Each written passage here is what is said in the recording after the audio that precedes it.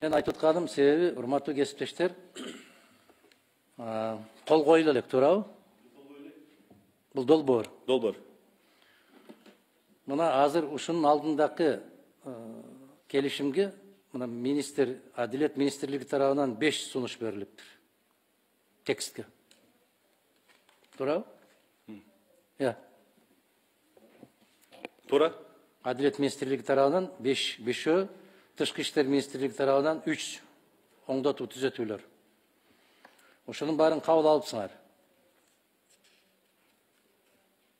Туурабы? Туура.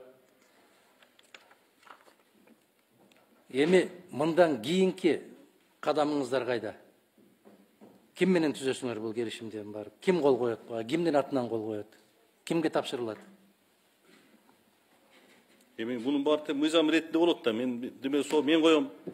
Мен дорма келгенде мен келишимде болсо баарын колдоп берсеңер, ратификацияны баарынан өтсө, мен коем да. Сиздин коюшуңуз күмөндө? Себеп экономика министрлигине өткөрүп берип атат да баарын. Мына бизге келген документтердин бүтүндөй бардыгында экономика министрлиги келип атат. Biz ушул комитет, ушул маселени койгонбуз. Тармактык министрликтерге эмне үчүн кайрылбай атасыңар дегендей болуп. Сиздер даярдадыңыздар. Келишимдин текстин даярдадыңыздар. Тышкы иштер министрлиги жардам берди. Адилет министрлиги жардам берди.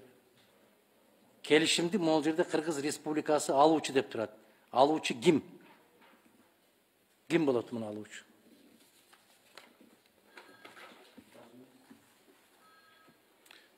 Каржы министри менен совместно болобуз да. Биз болсо алып ошо ишти баштайбыз, сатып выплата болобуз да. Силер сүйлөштүңөр да муну. Ким болосуңар? Ким алат муну? Ар жагынан Ислам өнүктүрүү банкы болот. Бер жагынан Кыргыз тараптан ким болот? Жооп бере берсең ким тилек?